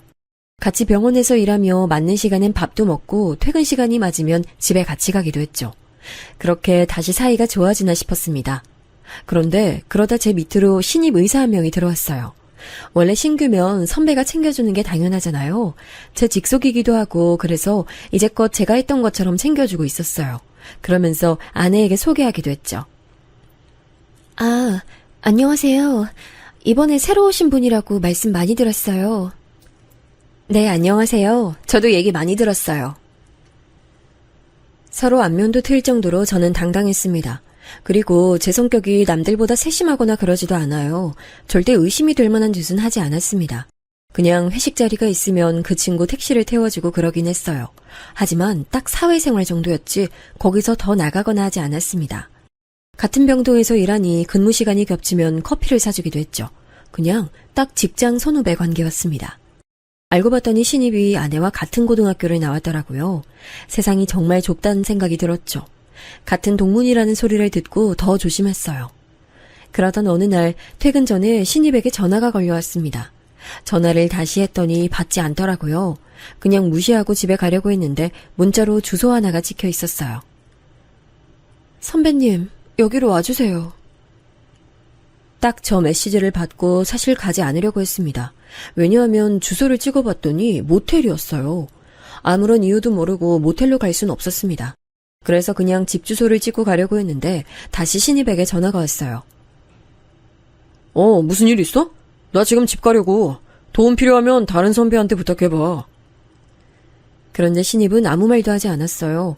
말을 안 하니 저도 할 말이 없어서 전화를 그냥 끊었습니다. 그런데 문자로 자꾸 와달라는 말을 했어요. 선배님, 한 번만 와주시면 안 될까요? 제가 지금 몸이 너무 아파서 그래요. 그 문자를 보고 저는 어차피 병원에서 3분 거리밖에 되지 않으니 가서 경찰을 부르려고 했어요. 아프면 그냥 우리 병원으로 다시 데려오려고 했죠. 그래서 모텔로 차를 돌렸습니다. 그리고 저는 그 결정을 아직까지 후회하고 있어요. 제가 왜 그랬을까요? 그러면 안 되는 일이었어요. 만약 제가 시간을 돌릴 수 있으면 저때로 돌리고 싶습니다. 갔더니 신입이 침대 위에 쓰러져 있었어요. 가서 깨웠는데 일어나질 않더라고요. 그런데 단순히 졸려서 자는 것도 아니고 술에 취한 것도 아니었어요. 딱 봤더니 수면제를 먹은 것 같았습니다. 그래서 혹시 무슨 일이 일어날 수도 있으니 신입을 업고 모텔을 나왔어요. 병원으로 가서 신입을 내려놓고 저는 집에 갔습니다. 가서 아내와 두 딸과 같이 저녁도 먹었어요. 신입은 다른 동료에게 말하고 나왔으니 문제가 없을 거라 생각했죠. 그런데 정확히 2일 후 사건이 터졌습니다. 제가 모텔에 가는 모습과 신입을 깨우느라 몸을 흔드는 모습, 그리고 마지막으로 업으려고 몸에 손을 대는 모습이 다 사진으로 병원에 뿌려졌어요. 복도에 가득한 사진을 보고 저는 제 사진이 아닌 줄 알았습니다. 선배님, 이게 뭐죠? 저 지금 너무 당황스러운데요? 그건 내가 할 말인데? 도대체 이거 누가 그런 거야? 아니, 사진을 찍어서 뿌린 것도 그런 건데 선배님이 왜 저기로 오셨어요? 그게 무슨 소리야? 너가 나한테 와달라고 했잖아. 네? 저 처음 듣는 얘긴데요? 그냥 학교 선배랑 술 마시고 잔 거였어요. 일어났더니 병원이라 저야말로 놀랐다고요. 신입에게 들은 말은 충격적이었습니다. 하지만 그 내용의 진위 여부를 파악하기도 전에 사건이 터졌어요. 갑자기 동료가 저희를 보고 달려왔거든요. 야, 재훈아. 야, 어떡하냐. 어떡해. 몰라. 나도 이거 사진을 누가 찍은 건지도 모르겠고. 복잡하다. 아니, 그게 아니고. 야, 지금 너 빨리 밖으로 나가봐. 이걸 어떡하냐? 동료의 말을 듣고 급하게 밖으로 나갔더니 믿을 수 없는 광경이 펼쳐졌어요. 아내도 같은 병원에서 일했잖아요. 출근하고 그 사진을 직접 목격한 거예요. 그리고 아내는 그대로 극단적인 선택을 하게 됐습니다. 이미 하늘로 간 아내의 몸을 붙잡고 얼마나 울었는지 몰라요. 아내를 끌어안고 엉엉 울며 미안하다는 말만 되뇌었습니다. 게다가 주말에 겨우 시간을 내서 두 딸과 함께 여행을 가자고 했거든요. 여행은 가지도 못하게 됐죠. 무슨 정신으로 장례를 치렀는지 모르겠어요. 어머니를 붙잡고 울고 형을 붙잡고 울었습니다. 딸들도 엄마를 잃었으니 제정신이 아니었어요. 한동안 아내를 떠나보내고 저는 술이 아니면 잠들 수 없었습니다. 집이 이게 뭐니? 엄마도 너무 속상하다. 민지랑 윤지 학교는 제대로 가고 있어? 엄마가 집안일 할 테니까 너는 너 몸 좀 챙겨. 나연이한테 너무 미안해요. 아휴, 누가 그런 짓을 해서. 사돈도 또 쓰러지셨대. 실제로 장모님은 장례식장에서 쓰러지셨어요. 제가 블랙박스와 그날 근무표까지 보여드리며 억울함을 주장했거든요. 그래서 다행히 바람이라는 헛소문은 잠재워졌습니다. 하지만 아무리 헛소문이 없어져도 아내는 살아 돌아오지 않았죠. 아내가 없다는 사실은 저를 너무 괴롭게 만들었습니다. 입맛이 없어 밥도 들어가지 않았어요. 살은 점점 빠지고 사람이 사람 같지 않았습니다. 그렇게 몇 주의 시간이 지나고 형이 저를 불렀어요. 그리고 충격적인 소식을 듣게 됐습니다. 형이 부른 자리에 나갔더니 신입까지 같이 있더라고요. 둘이 왜 같이 있는지 궁금했지만 그때는 제정신이 아니라 그냥 앉았습니다. 둘은 계속 제 눈치를 보더니 말을 꺼냈어요. 재훈아, 놀라지 말고 잘 들어. 내가 대신 미안하다. 너 그 헛소문 네 형수가 낸 거야. 제가 나연 선배 그렇게 돌아가시고 곰곰이 생각했는데 아무리 생각해도 미정 선배가 의심됐어요. 저도 너무 억울하기도 했고 그래서 알아봤는데 이거 미정 선배 짓이에요. 지금 그게 무슨 말이야? 똑바로 알아듣게 얘기해. 저 그날 미정 선배랑 오랜만에 만나서 저녁 먹었거든요. 원래도 뭐 나연 선배나 미정 선배 만나서 밥 많이 먹으니까 아무런 의심이 없었죠. 그런데 중간부터 기억이 없어요. 수면제를 제가 마시던 술에 탄 것 같아요. 그리고 집에서 카메라를 발견했어. 우리 집엔 이런 카메라가 없거든. 아무리 봐도 이건 네 형수가 꾸민 일이야. 그리고 어느 순간부터 나연 선배가 자꾸 저한테 선배랑 저랑 무슨 일이 있냐고 물어봤어요. 저는 그냥 직장 선후배 사이라고 했는데 믿는 눈치가 아니었거든요. 이젠 이유를 알 것 같아요. 미정 선배가 중간에서 이간질한 거예요. 실제로 병원에서도 선배랑 저랑 같이 다니면 간호사들 눈길이 이상했거든요. 애초에 그렇게 소문을 냈으니까 그랬겠죠? 형과 후배의 말을 들으니 이제야 이해가 갔어요. 그러면서 저는 이 사건을 제대로 조사하기 시작했습니다. 아내와 저를 지키고 나아가 우리 두 딸까지 지켜야 했거든요. 그리고 나연 선배가 집도 잘 살고 워낙 사람이 성품이 좋잖아요. 그래서 간호사들이나 직원들 사이에서도 평이 좋았어요. 미정 선배는 반면에 예민하고 후배들 자주 괴롭히니까 소문 안 좋았죠. 그래서 저한테 사실 나연 선배 욕 많이 했어요. 후배가 아내와 형수와 같은 고등학교 출신이라고 했잖아요. 그래서 자주 만남을 가졌는데 자꾸 형수가 후배를 만나면 아내의 흉을 봤다고 합니다.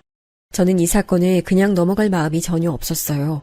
아내가 어떤 심정으로 극단적인 선택을 했던 건지 생각하니 피가 거꾸로 쏟는 기분이었습니다. 그래서 경찰서도 찾아갔어요. 가서 CCTV부터 사건을 처음부터 조사했습니다. 그 과정에서 제 옷에 몰래 향수를 뿌린 사람도 형수였다는 게 밝혀졌어요. 저는 이 사실을 알고 형수에게 따지려다 일단 참았습니다. 작은 것부터 다 밝히면 형수에게 오히려 사실을 은폐할 기회를 주는 것 같았어요. 경찰 조사하며 알게 된 사실은 더 가관이었습니다. 아내에게 형수가 전화를 많이 했더라고요. 나중에 녹음된 걸 들어봤더니 웃기지도 않았습니다. 미정아, 너 이런 식으로 나한테 자꾸 내 남편 얘기하면 나 너무 곤란해. 나도 알아서 생각할게. 급한 일이라고 해서 받았더니 이러면 어떡해. 급한 일은 맞지. 실제로 그렇게 둘이 붙어 다닌다 하더라고. 병원에 소문 다 났어. 나연이 네가 나중에 알면 속상할까봐 일부러 내가 말해주는 거야. 내일은 내가 알아서 할게. 그리고 바람이면 내가 해결할게. 제발 가만히 있어. 아내는 형수의 전화를 받고 많이 괴로워하는 게 느껴졌어요. 나중에 후배한테 들은 바로는 원래 학창시절부터 형수의 자격지심이 유명했다고 하더라고요. 그래서 저는 두 분이 형님 동서로 만났다고 해서 얼마나 놀랐는지 몰라요. 나연 선배한테 질투해서 막 뒤에서 욕하고 다니기도 했거든요. 이 얘기를 다 듣고 나니 저는 분노가 차올랐습니다. 절대 그냥 넘어갈 마음이 없었죠. 장인어른과 장모님을 찾아가 모든 사실을 내뱉었어요. 장인어른은 뒤집어지셨습니다. 나는 끝까지 갈 거야. 내 딸 죽인 사람 그냥 놔둘 순 없어. 저도 끝까지 갈 겁니다. 형하고 이미 얘기 끝났어요. 이혼은 당연하고 그 이상의 복수를 할 거예요. 실제로 형은 이미 형수에게 질릴 대로 질린 상태였습니다. 형수가 집에 오면 그렇게 비교를 했다고 해요. 난 이제 더는 못 살겠어. 집이 아니라 감옥 같아. 다정이도 엄마 눈치 보느라 바쁘고 안 되겠어. 돈 못 번다는 소리도 계속하니까 자존감도 내려가고 막상 내가 빵집하며 버는 돈이 아내 월급의 2배는 되는데. 저는 모든 증거를 수집했어요. 형수는 꿈에도 모르고 하하오 웃으며 행동하고 있었거든요. 그 얼굴을 보며 속으로 얼마나 이를 갈았는지 모릅니다. 그리고 마침내 후배와 형의 도움을 받아 모든 사건의 전말이 완성됐습니다. 저는 이걸 글로 써내려가기 시작했어요. 일목요연하게 정리해서 사진까지 포함시켰죠. 그리고 그 종이를 병원 게시판에 다 게시했어요. 그 증거가 너무 완벽해서 반박할 수도 없었습니다. 아니 이게 뭐야? 서방님, 이게 뭐죠? 저 너무 억울해요. 이러시면 안 되죠? 억울할 게 있나요? 형수님이 했던 짓 다 알고 있어요. 이러면 안 된다는 말은 제가 해야 하는 말 아닌가요? 이미 경찰 동행해서 CCTV도 봤고요. 증인이 얼마나 많은지 아세요? 모텔 주인부터 시작해서 증거가 한두 개가 아니야, 이 사람아! 말하다 보니 저도 복받쳐 오르기 시작했습니다. 억울하게 죽은 아내가 너무 불쌍했어요. 나연이는 아무것도 모르고 죽었는데 당신이 뭐가 억울해? 그 자격지심 때문에 사람을 죽여? 아무 사이도 아닌데 왜 지어내서 사람을 죽여? 바람? 당신이 수면제 가져가서 술에 탄 거 다 찍혔어. 발뺌하지 마! 실제로 그 장면은 다 사진으로 게시되어 있었어요. 형수가 간호사라 수면제를 구하는 것도 쉬웠거든요. 선배, 정말 너무하세요. 저는 선배가 저한테 수면제를 먹일 줄도 몰랐고 이런 일을 꾸밀 거라는 것도 몰랐어요. 아무리 그래도 고등학교 후배인 저를 이용해서 나연 선배를 죽음까지 몰고 가시면 안 됐죠. 너무 부러웠어. 나연이 인생이 너무 부러워서 견딜 수가 없었어. 난 가지지 못한 걸 다 가지고 있잖아. 돈 많은 부모, 자상하고 돈 잘 버는 남편, 똑똑하고 예쁜 아이들까지. 그냥 처음엔 장난이었어. 나연이가 괴로워하는 모습을 보는 게 좋았어. 이런 일이 일어날 줄은 나도 몰랐어. 웃기지 마. 나는 이거 절대 그냥 넘어갈 생각 없어. 당신 경찰에 고소했고 사기죄, 횡령죄 죗값이나 받아. 참고로 형도 이혼한다니까 이혼 소송까지 각오해. 그래서 실제로 형수는 재판 끝에 감옥에 가게 됐습니다. 낙인이 찍혀 당연히 병원에서 다시 일할 순 없을 거예요. 조카는 형이 키우기로 했어요. 재산 분할할 때도 형의 기여도가 커서 양육권을 포함해서 형은 잃을 게 없었습니다. 형수는 아픈 어머니가 병원에 있다고 했잖아요. 그 병원비도 형이 대신 내고 있더라고요. 이제 이혼했고 남이니까 신경 쓰지 않아도 되니 형은 오히려 홀가분하다고 했습니다. 감옥에 간 형수를 보고 이제 조금 마음이 괜찮아졌어요. 물론 진실을 모르고 세상을 떠난 아내를 생각하면 많이 아픕니다. 하늘에서라도 이 사건의 진실을 알면 얼마나 좋을까요? 저는 살면서 바람 피울 생각을 한 적이 없어요. 억울함에 한동안 잠도 자지 못했습니다. 그래도 직장부터 주변인까지 다 사실이 까발려졌으니 통쾌하기도 해요. 그 비싼 병원비 감옥에서 혼자 경제적 수입 없이 해결할 수 있을까요? 절대 못한다고 생각해요. 자격지심과 열등감에 사람을 죽음으로 몰고 갔으니 그 대가는 치러야죠.